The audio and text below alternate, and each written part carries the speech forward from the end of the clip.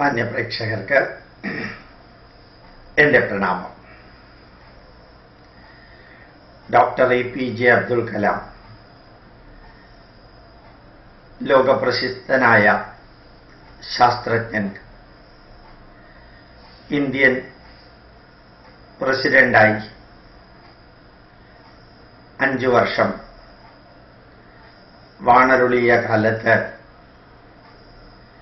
ഭാരതത്തിലെ വിദ്യാർത്ഥികൾക്ക് അസാധാരണമായൊരു അനുഭവമായിരുന്നു. അദ്ദേഹം ഭാരതത്തിലെ ഏത് മുക്കിലും മൂലയിലും പോകുമ്പോഴും ആ പ്രദേശത്തെ വിദ്യാർത്ഥികളുമായി ബന്ധപ്പെടുക, അവർ ചോദിക്കുന്ന ചോദ്യങ്ങൾക്ക് മറുപടി പറയുക,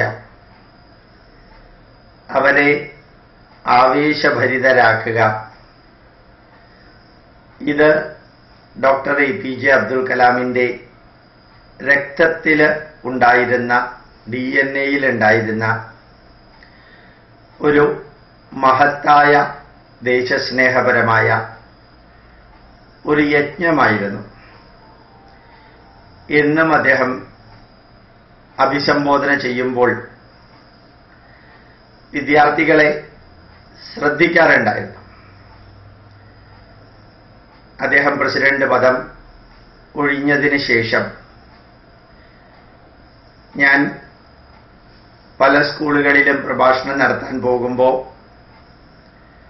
കോട്ടയത്ത് ഒരു സ്കൂളിലെ പ്രഭാഷണത്തിന് പോയിരുന്നു. Saint Jude school. ഞാൻ വിചാരിച്ചു വളരെ വലിയ സ്കൂളാണെന്നാണ് വിചാരിച്ചത്. ഡോക്ടർ GK നായർ എന്ന BSNL-ലെ ഡെപ്യൂട്ടി മാനേജർ പറഞ്ഞതനുസരിച്ചാണ് സെന്റ് ജൂഡ് സ്കൂളിലെ ക്ലാസ് എടുക്കാൻ പോയത്. അവിടെ ചെല്ലുമ്പോഴാണ് മനസ്സിലായത് അതൊരു ലോവർ പ്രൈമറി സ്കൂളാണെന്ന്. ലോവർ പ്രൈമറി സ്കൂളാണെങ്കിലും അവിടെയുള്ള 4ാം ക്ലാസ്സിലെ 3ാം ക്ലാസ്സിലെ കുട്ടികൾക്ക് ഞാൻ ക്ലാസ് എടുത്തു.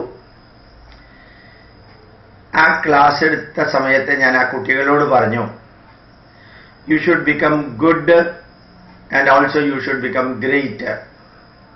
റിപ്പീറ്റഡ് ആയിട്ട് പറഞ്ഞു, you should become good and you should become great എന്ന്. അങ്ങനെ പറഞ്ഞു കഴിഞ്ഞപ്പോൾ ഒരു 4ാം ക്ലാസ്സിലെ കുട്ടി, പ്രിൻസ് എന്നാണ് ആ കുട്ടിയുടെ പേര്, ആ കുട്ടി എഴുന്നേറ്റ് എന്ന് പറഞ്ഞു, സർ ഐ ആം ഗ്രേറ്റ്. ചെറിയ കുട്ടിയാണ്, ഞാൻ ശ്രദ്ധിച്ചില്ല. ആ കുട്ടി എന്ത് ചെയ്തെന്ന് വെച്ചാൽ ബെഞ്ചിൽ കയറി നിന്നുകൊണ്ട് പറഞ്ഞു, സർ ഐ ആം ഗ്രേറ്റ്.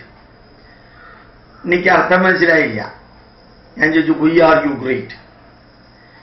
ആ കുട്ടി മറുപടി പറഞ്ഞത് ഇന്ന് ഞാൻ എൻ്റെ പ്രഭാഷണങ്ങളിൽ പറയാറുണ്ട്, sir I send an email to doctor APJ Abdul Kalam, Indian president. I invited him to this school. He promised that he would be coming to this school. And sir, on my invitation, Dr. APJ Abdul Kalam came to this school. That's why I am great. എന്നാ കുട്ടി പറയുകയുണ്ടായി. എനിക്ക് വിശ്വസിക്കാൻ പറ്റിയില്ല. അപ്പോൾ അവിടുത്തെ director പറഞ്ഞു, ശരിയാണ് സാറേ, ഈ കുട്ടിയാണ് ഇമെയിൽ വഴിക്ക്, 4ാം ക്ലാസ്സിലെ കുട്ടി ഇമെയിൽ വഴിക്ക് ഡോക്ടർ അബ്ദുൽ കലാമിനെ ഇൻവൈറ്റ് ചെയ്തു. അദ്ദേഹം അവിടെ വരികയും ചെയ്തു. അപ്പോൾ വിദ്യാർത്ഥികളുടെ മനസ്സിൽ പ്രതിഷ്ഠ നേടിയ, ഞാൻ ആരാധിക്കുന്ന, വളരെയധികം ബഹുമാനിക്കുന്ന ഡോക്ടർ APJ അബ്ദുൽ കലാമിൻ്റെ ലെവലിലേക്ക് ഉയരുന്ന മാതിരി തോന്നി ആരാധ്യനായ ശ്രീ നരേന്ദ്രമോദിയുടെ, ഇന്ത്യൻ പ്രധാനമന്ത്രിയുടെ ഇന്നലത്തെ അധ്യാപക ദിനത്തോടനുബന്ധിച്ച് 3 മണി തൊട്ട് 4:35 വരെ നടന്ന ആ സന്ദേശങ്ങളിൽ അതിൽ വിദ്യാർത്ഥികളുമായി ബന്ധപ്പെട്ട കാര്യങ്ങൾ മാത്രമാണ് അദ്ദേഹം പറഞ്ഞത്. അവരുമായി ബന്ധപ്പെട്ട, അവർ ചോദിച്ച ചോദ്യങ്ങൾക്ക് താൻ കുറേ കാര്യങ്ങൾ പ്രസംഗിച്ച് അവരെ കേൾപ്പിക്കുന്നതിന് പകരം വടക്കേ അറ്റത്ത് ലേഹ് മുതൽക്ക് ലഡാക്കിന് അപ്പുറത്തുള്ള സ്ഥലം മുതൽക്ക് തിരുവനന്തപുരം, അതുപോലെ ബോംബെ, ചണ്ഡീഗഡ്, മണിപ്പൂർ, ആസാം, പിന്നെ ഡൽഹി, ഇങ്ങനെയുള്ള വിവിധ ഭാഗങ്ങളിൽ നിന്ന് ധാരാളം സ്കൂളുകളിൽ CNN, IBNന്റെയും അതുപോലെ തന്നെ NDTVയുടെയും ഹെഡ്ലൈൻസ് ടുഡേയുടെയും എല്ലാം കണക്കനുസരിച്ചിട്ട് ഏതാണ്ട് 18 ലക്ഷം ചെറുതും വലുതുമായിട്ടുള്ള സ്കൂളുകളിൽ ഇത് കാണിക്കുകയുണ്ടായി എന്ന് പറയുന്നേ. ആ നമ്പർ ശരിയാണോ ഇല്ലയോ എന്ന് എനിക്ക് അറിഞ്ഞൂടാ. ഏതായാലും ഇത്രയും സ്കൂളുകളിൽ പ്രധാനമന്ത്രി നരേന്ദ്രമോദിയുടെ ആ പ്രഭാഷണം വളരെ നല്ല രീതിയിൽ ഒരു അധ്യാപകനും വിദ്യാർത്ഥികളും തമ്മിലുള്ള സംവാദം പോലെ ചിരിച്ചുകൊണ്ട് തമാശ പറഞ്ഞുകൊണ്ട് അദ്ദേഹം കുറേ കാര്യങ്ങൾ പറഞ്ഞു. വളരെ കൂടുതൽ അദ്ദേഹം സ്പർശിച്ചത് പെൺകുട്ടികളുടെ വിദ്യാഭ്യാസത്തെക്കുറിച്ചാണ്. മഹാത്മാഗാന്ധി എന്തെല്ലാമാണോ വിഭാവനം ചെയ്തത് അതിനെക്കുറിച്ച് ആവർത്തിച്ച് അദ്ദേഹം പറഞ്ഞു. തുടങ്ങിയപ്പോൾ തന്നെ പറഞ്ഞത് ഭാരതത്തിലെ ഐഡിയൽ മോഡൽ ടീച്ചേഴ്സ് എന്ന് പറയാവുന്നവരുടെ എണ്ണം കുറഞ്ഞു വരികയാണ്. ടീച്ചിങ് എന്ന് പറയുന്നത് ഒരു പ്രൊഫഷനല്ല, ഒരു മിഷനാണെന്ന് അദ്ദേഹം പറഞ്ഞു. അമ്മയ്ക്ക് തുല്യം പ്രാധാന്യമുള്ള ഒരു പദവിയാണ് അധ്യാപകൻ, അധ്യാപിക എന്നുള്ളത്. വളരെ വ്യക്തമായിട്ട് അദ്ദേഹം പറയുകയുണ്ടായി. ഗുജറാത്തില് ഓരോ വീടുകളിലും കയറി ചെന്ന് പെൺകുട്ടികളെ സ്കൂളിലേക്ക് അയക്കണമെന്ന് നിർബന്ധിച്ചതും അതിന്റെ ഫലമായിട്ടുണ്ടായ മാറ്റങ്ങളെയും കുറിച്ച് അദ്ദേഹം പറയുകയുണ്ടായി. അധ്യാപകരുടെ ഗുണങ്ങളെക്കുറിച്ച് അദ്ദേഹം പറയുകയുണ്ടായി. തിരുവനന്തപുരത്ത് നിന്നൊരു കുട്ടി ചോദിച്ചു, നല്ല കഴിവുള്ള ഒരു വിദ്യാർത്ഥിയെയാണോ അങ്ങക്കിഷ്ടം, അല്ല കഴിവ് കുറഞ്ഞ ഒരു സാധാരണ വിദ്യാർത്ഥിയെയാണ്? ഉടനെ വന്നു അദ്ദേഹത്തിന്റെ മറുപടി, കഴിവിന്റെയോ ഗുണത്തിന്റെയോ സ്വഭാവത്തിന്റെയോ അടിസ്ഥാനത്തിലാവരുത് ഒരു അധ്യാപകൻ, അധ്യാപിക വിദ്യാർത്ഥിയെ വാല്യുവേറ്റ് ചെയ്യുന്നത്.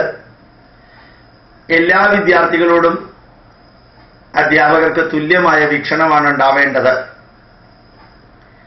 അതേപോലെ തന്നെ ഒരു അധ്യാപകനാണെങ്കിൽ നിങ്ങൾ എന്തായിരിക്കും ചെയ്യുക എന്ന ചോദ്യത്തിന് I am a task master എന്ന് പറയുകയും I do work and I get the work done എന്ന് അദ്ദേഹം ആവർത്തിച്ചു പറയുകയും ആഗസ്റ്റ് 15 അദ്ദേഹം പറഞ്ഞ കാര്യങ്ങൾ ഓർമ്മിക്കുകയും നിങ്ങൾ 11 മണിക്കൂർ പ്രവർത്തിക്കാൻ തയ്യാറാണെങ്കിൽ ഞാൻ 12 മണിക്കൂർ പ്രവർത്തിക്കാൻ തയ്യാറാണ്, നിങ്ങൾ 12 മണിക്കൂർ പ്രവർത്തിക്കാൻ തയ്യാറാണെങ്കിൽ ഞാൻ 13 മണിക്കൂർ പ്രവർത്തിക്കാൻ തയ്യാറാണ് എന്ന് സ്വന്തം ജീവിതത്തെ മുമ്പിൽ നിർത്തി പറയുകയും അതേപോലെ തന്നെ വ്യത്യസ്തമായ തലങ്ങളിലെ കാലാവസ്ഥാ മാറ്റത്തെക്കുറിച്ച് ആസാമിൽ നിന്ന് ചോദിച്ച ചോദ്യത്തിന് യഥാർത്ഥത്തിലെ കാലാവസ്ഥയിലല്ല വലിയ മാറ്റം ഉണ്ടാവുന്നത്, നമ്മളുടെ ശാരീരികവും മാനസികവുമായിട്ടുള്ള വ്യത്യാസങ്ങളാണ് കാലാവസ്ഥയിൽ മാറ്റം ഉണ്ടെന്ന് തോന്നിക്കുന്നത് എന്ന് വളരെ വ്യക്തമായിട്ട് അദ്ദേഹം പറയുകയും ചെയ്തു.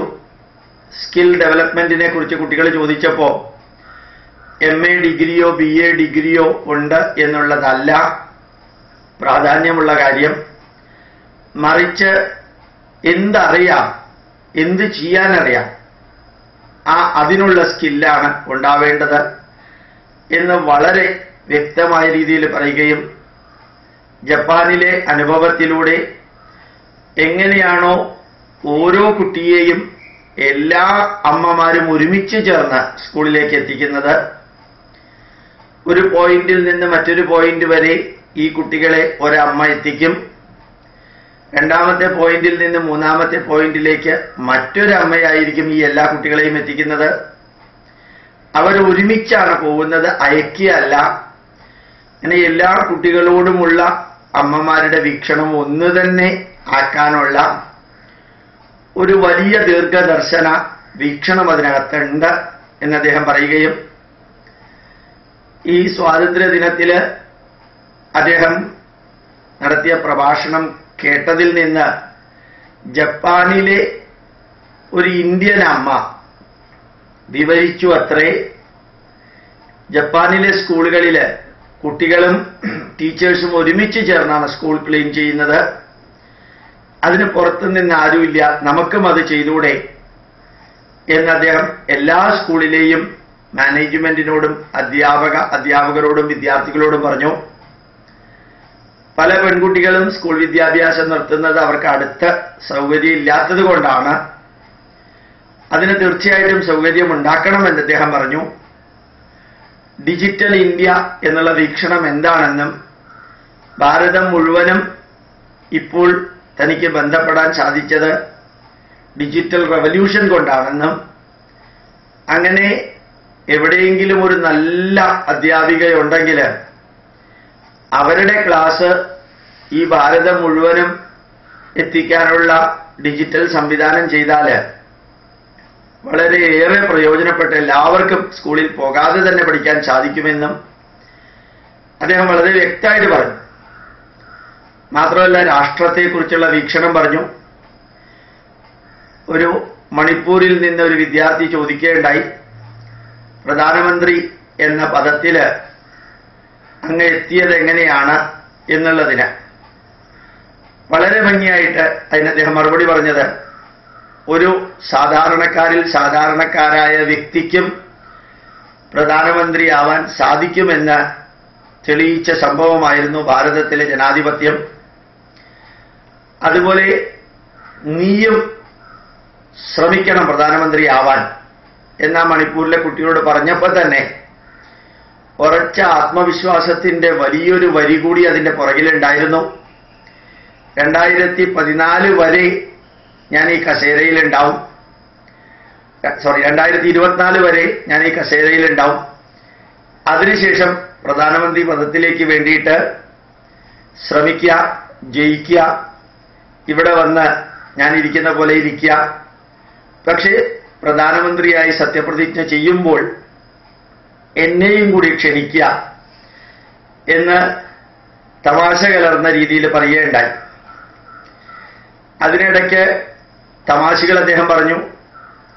വല്ല കല്യാണത്തിനെല്ലാം പോകുമ്പോൾ രണ്ട് വ്യക്തികൾ അടുത്തടുത്ത് നിൽക്കുകയാണെങ്കിൽ അവരുടെ ഡ്രസ്സുകൾ തമ്മിൽ സ്റ്റാപ്പിൾ ചെയ്യുന്ന ഒരു തമാശ ചെയ്തിരുന്നു.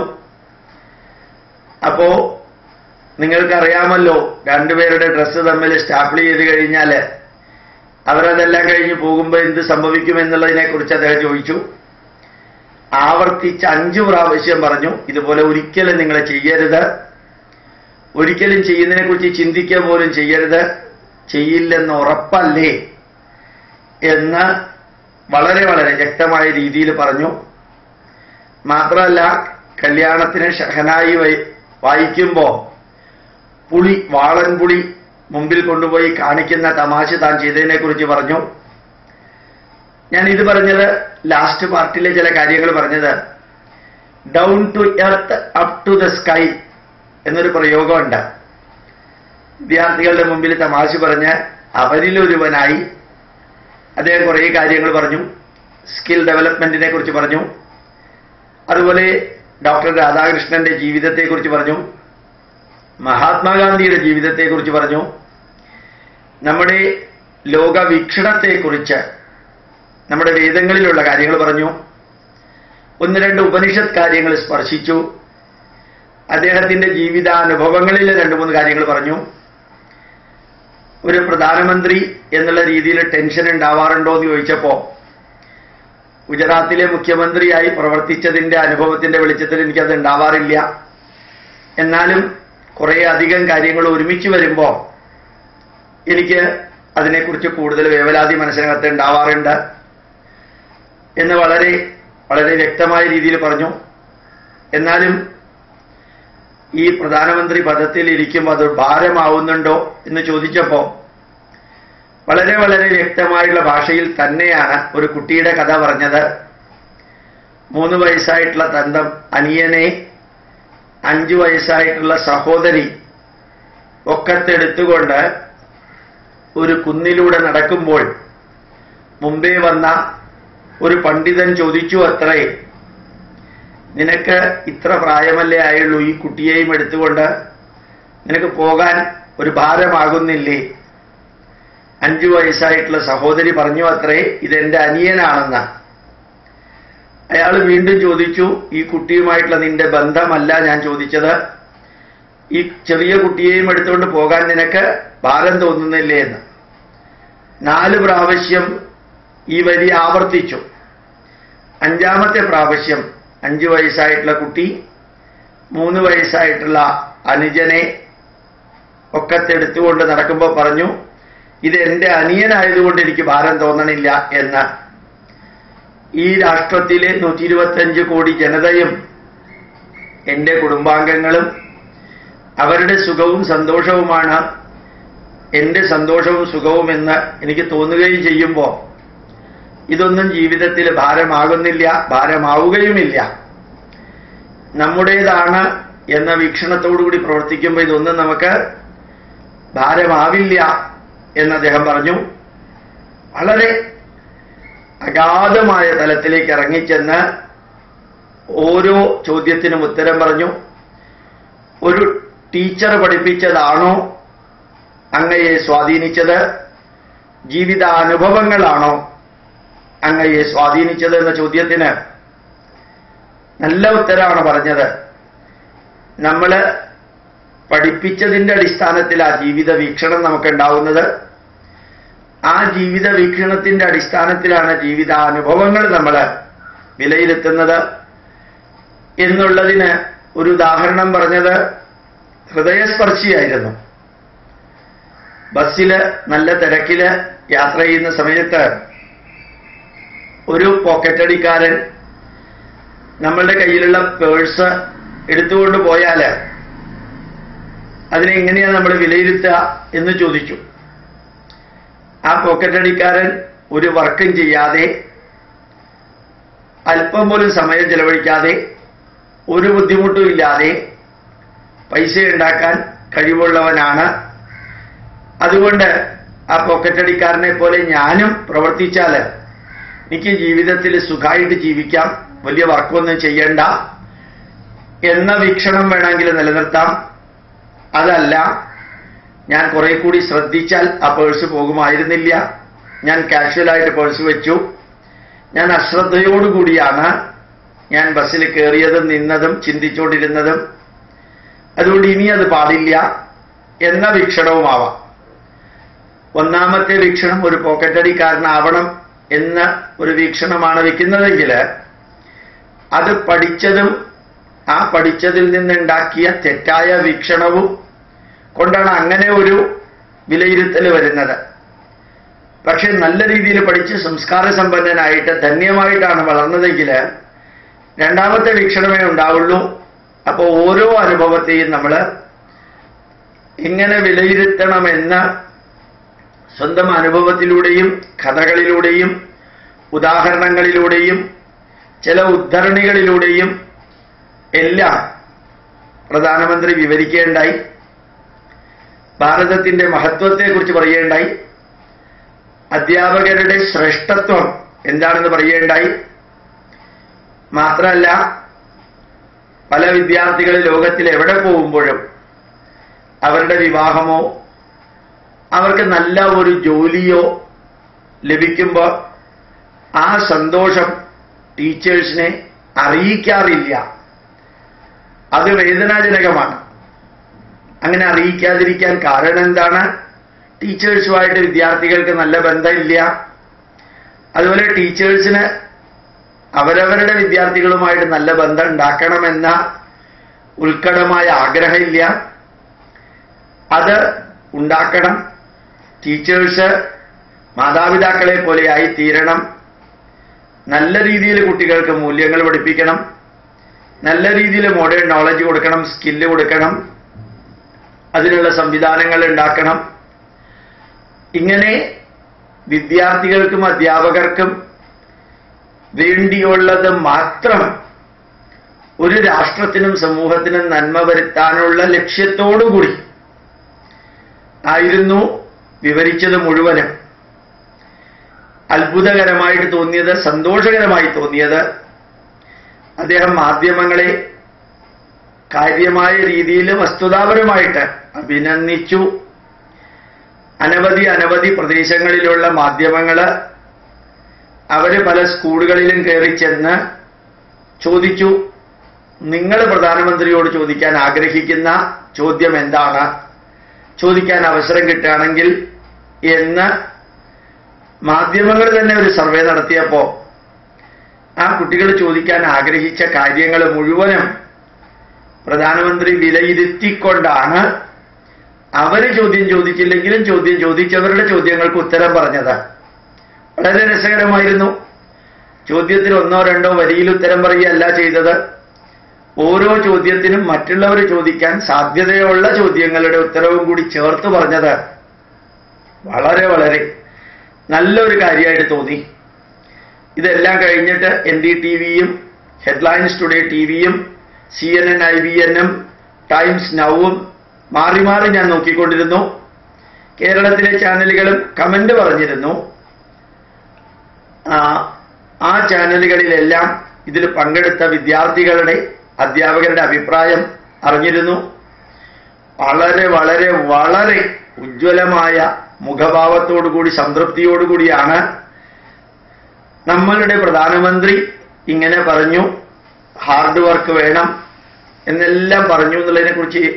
പെൺകുട്ടികളുടെ ജീവിതത്തിൽ കുറെ കൂടി ധന്യമാവണം, അവർക്ക് വിദ്യാഭ്യാസം കൊടുക്കണം, നമ്മൾ സ്കിൽ ഡെവലപ്പ് ചെയ്യണം, സമൂഹത്തിന് വേണ്ടി പ്രവർത്തിക്കണം, നമ്മുടെ സ്കൂളുകൾ നമ്മൾ ക്ലീൻ ചെയ്യണം എന്നെല്ലാം പറഞ്ഞു എന്ന് വിദ്യാർത്ഥികളെ ഏറ്റുപറയുന്ന ഒരു കാഴ്ച കണ്ടപ്പോൾ തോന്നിയത്, ഡോക്ടർ APJ അബ്ദുൽ കലാം അദ്ദേഹത്തിന്റെ പ്രഭാഷണം എല്ലാം കഴിഞ്ഞ് വിദ്യാർത്ഥികളുടെ ഇടയിൽ നിൽക്കുമ്പോൾ അദ്ദേഹം പറഞ്ഞത് എങ്ങനെയാണോ രണ്ട് കൈയും നീട്ടി പാൽപ്പായസം കുടിക്കുന്ന മാധുര്യത്തോടുകൂടി വിദ്യാർത്ഥികൾ കുടിക്കുന്നത്, കഴിക്കുന്നത്, സ്വീകരിക്കുന്നത്, അതേപോലെ വിദ്യാർത്ഥികളെ സ്വീകരിച്ചതായിട്ട് ഈ വിദ്യാർത്ഥികളുടെ റെസ്പോൺസ് ഉണ്ടായിരുന്നു. മാത്രമല്ല മാറി ഭാരതത്തിലെ വിവിധ പ്രദേശങ്ങളിലുള്ള സ്കൂളുകളിലെ വിദ്യാർത്ഥികൾ അത് കാണുന്നതും അവരത് എടുക്കുന്നതിനെ കുറിച്ചും ഈ ചാനലുകൾ കാണിച്ചിരുന്നു.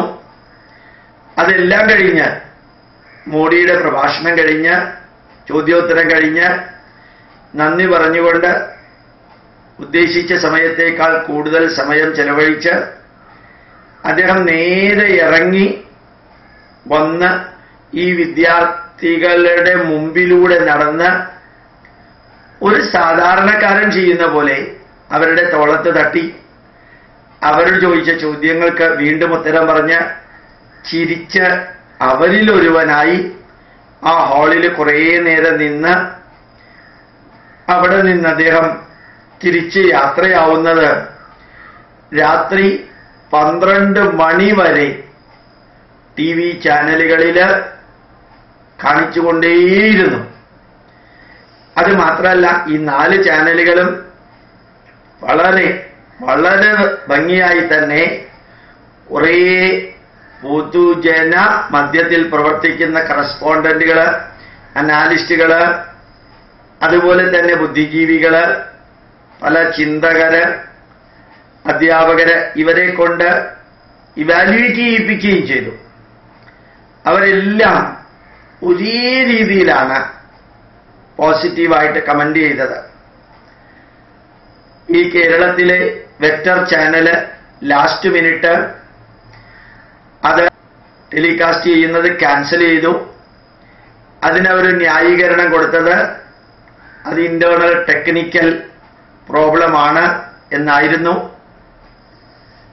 അതിനെക്കുറിച്ച് മഴവിൽ മനോരമയില് അവരുടെ കറസ്പോണ്ടന്റ് അതിനിശിതമായ രീതിയിൽ വിദ്യാഭ്യാസ വകുപ്പ് കൈകാര്യം ചെയ്യുന്നവരെയും മറ്റും ശരിക്കും ഉത്തരം മുട്ടിക്കുന്ന രീതിയിൽ ചോദ്യം ചെയ്യുന്നുണ്ടായിരുന്നു. വേദന തോന്നിയത് ഒന്ന് മാത്രമാണ്. രാത്രി 9:15 9:45 ഇടയ്ക്ക് മഴവിൽ മനോരമയില് ഈ ഇതിനെക്കുറിച്ച് ഇവാലുവേറ്റ് ചെയ്യുമ്പോൾ ഒരു സ്ത്രീ മാത്രം പറയുകയുണ്ടായി, ആട്ടിൻതോലിട്ട ചെന്നായയാണ് നരേന്ദ്രമോദി, സാവധാനത്തിൽ കാവ്യവൽക്കരണം ലക്ഷ്യമിട്ടുകൊണ്ടുള്ള പ്രവർത്തനമാണ്. അതുകൊണ്ട് കേരളത്തിലെ സ്കൂളുകളിൽ അത് കാണിക്കാത്തത് വളരെ നന്നായി. വെക്ടർ ചാനല് അത് കാണിച്ചില്ല എന്നുള്ളതിന് വലിയ കുറ്റമൊന്നും പറയാൻ സാധിക്കില്ല. അത് കാണാതിരിക്കുകയാണ് നല്ലത്. ഈ നരേന്ദ്രമോദിയുടെ തനി നിറം ഇനിയേ മനസ്സിലാവുള്ളൂ എന്ന് ആ സ്ത്രീ പറയുകയുണ്ടായി. അതിനെക്കുറിച്ച് ഞാൻ കമന്റൊന്നും പറയണില്ല. പക്ഷേ മറ്റ് സംസ്ഥാനങ്ങളിലെ എനിക്ക് കാണാൻ സാധിച്ചിടത്തോളം ചാനലുകളിൽ അതുപോലെ ഇലക്ഷൻ കാര്യങ്ങളെയൊക്കെ കുറിച്ച് അതിഗഹനമായ ഇന്റർനാഷണൽ ലെവലിൽ ഇവാലുവേഷൻ നടത്തിയ ചാനലുകളും ഓസ്ട്രേലിയൻ പ്രധാനമന്ത്രിയെ നേരെ മുമ്പിൽ കൊണ്ടുവന്ന് സ്റ്റുഡിയോയിൽ ഇരുത്തി ഹെഡ്ലൈൻസ് ടുഡേ 1 മണിക്കൂർ ഇന്റർവ്യൂ നടത്തി ഇന്നലെ. അങ്ങനെ ഒരു രാജ്യത്തിലെ പ്രധാനമന്ത്രിയെ സ്റ്റുഡിയോയിലേക്ക് വരുത്തി ഇന്റർവ്യൂ നടത്താൻ പാകത്തിന് ഉയർന്നിരിക്കുന്ന ചാനലുകളെല്ലാം നിരന്തരം നരേന്ദ്രമോദിയുടെ പ്രഭാഷണങ്ങളുടെ സ്ക്രോളിംഗ് കൊടുക്കുകയും അതിന്റെ പോയിന്റുകൾ കൊടുക്കുകയും അത് വീണ്ടും വീണ്ടും ഇവാലുവേറ്റ് ചെയ്യുകയും ചെയ്തപ്പോ കേരളത്തില് അതിന് വലിയ റെസ്പോൺസ് ഒന്നും ഉണ്ടായില്ല. ഏതായാലും ദൂരദർശനിലൂടെ കാണേണ്ടവർ കണ്ടു, അല്ലാത്തവര് വേറെ ഏതെങ്കിലും സംവിധാനത്തിലൂടെ കണ്ടിട്ടുണ്ടാവും, കാണാൻ ആഗ്രഹമുള്ളവര്.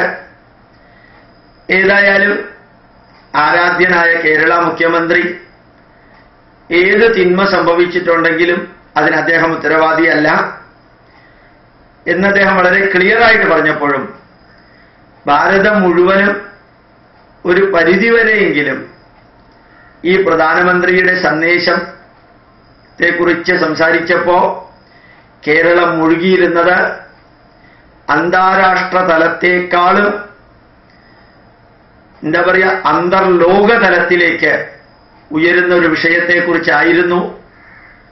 ഇന്റർ യൂണിവേഴ്സൽ എന്ന് വേണമെങ്കിൽ പറയാം, യൂണിവേഴ്സൽ പ്രോബ്ലത്തെക്കുറിച്ചായിരുന്നു കേരളത്തിലെ മാധ്യമങ്ങൾ മുഴുവനും ചർച്ച ചെയ്തത്.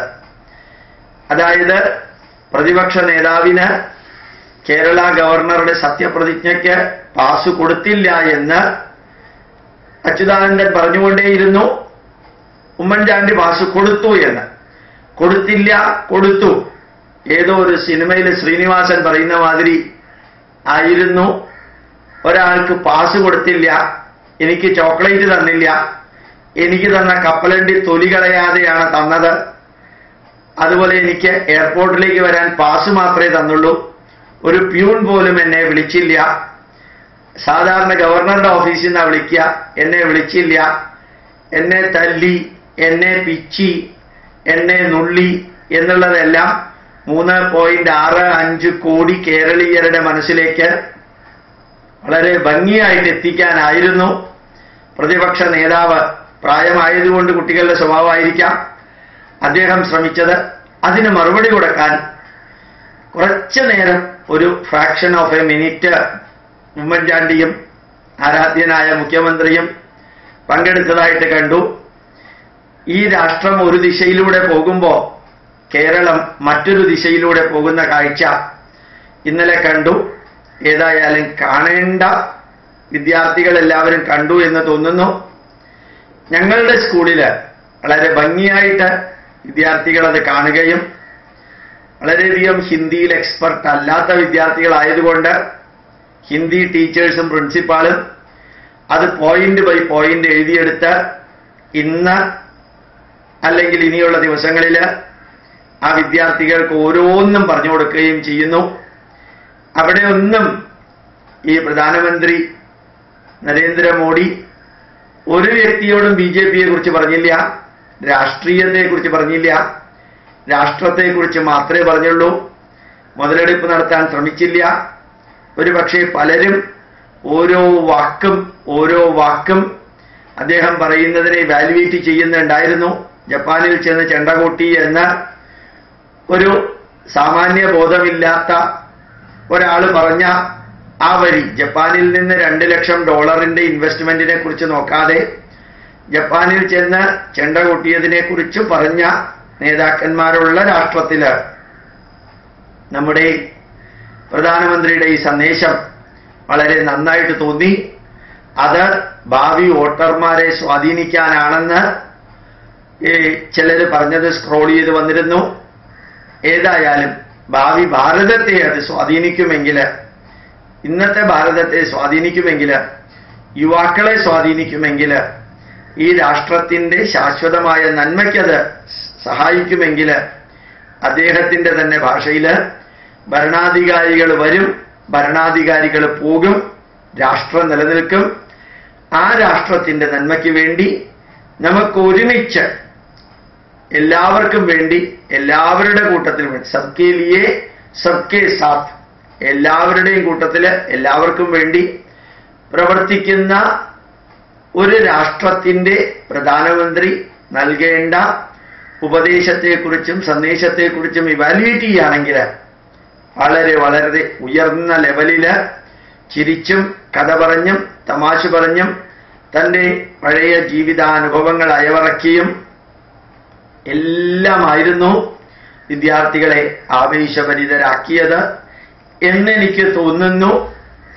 ഇത് കണ്ടു കഴിഞ്ഞ പൂരം വിവരിക്കേണ്ട കാര്യമുണ്ടോ എന്ന് ചോദിക്കുകയാണെങ്കിൽ, കാണാൻ സാധിക്കാത്തവർക്ക് എന്താ ശ്രീ നരേന്ദ്രമോദി പറഞ്ഞത് എന്നുള്ളതിനെക്കുറിച്ച് ഒരു നക്ഷലില് എൻ്റെ ഓർമ്മയിൽ നിലനിന്ന കാര്യങ്ങൾ നിങ്ങളുടെ മുമ്പിൽ സമർപ്പിക്കണോ വേണ്ടയോ എന്ന് ആദ്യം ഒരു സംശയം ഉണ്ടായിരുന്നു. പിന്നെ ഇന്നത്തെ ദിവസം അത് ചെയ്തില്ലെങ്കിൽ പിന്നെ അത് ചെയ്യുന്നതിൽ വലിയ പ്രയോജനമില്ല. ആറിയ കഞ്ഞി പഴങ്കഞ്ഞി എന്ന് മലയാളത്തിലൊരു ചൊല്ലുണ്ട്. അത് കാരണം അത് ശരിയായാലും തെറ്റായാലും ചെയ്തേക്കാന്ന് വിചാരിച്ചു. അങ്ങനെ ഞാൻ ഇത് ചെയ്തു. അതില് ഏത് വീക്ഷണമാണ് വെച്ച് പുലർത്തിയതെങ്കിലും ഒരു കാര്യം ഉറപ്പാണ്, നല്ല രീതിയിൽ ചിന്തിക്കുന്നവരും നല്ല രീതിയിൽ വിലയിരുത്തുന്നവരും നല്ല രീതിയിൽ ഈ രാഷ്ട്രം വരണമെന്ന് ആഗ്രഹിക്കുന്നവരുമെല്ലാം ഇതിനെ സ്വീകരിക്കാൻ സാധ്യതയുണ്ടെന്ന് തോന്നുന്നു. ഡോക്ടർ APJ അബ്ദുൽ കലാം എങ്ങനെയാണോ വിദ്യാർത്ഥികളോട് പെരുമാറിയത്, ആ ലെവലിലേക്ക് നമ്മളുടെ ഭരണാധികാരികളെല്ലാവരും എത്തട്ടെ എന്ന് ആഗ്രഹിച്ചുകൊണ്ട് പ്രണാമം, നമസ്കാരം.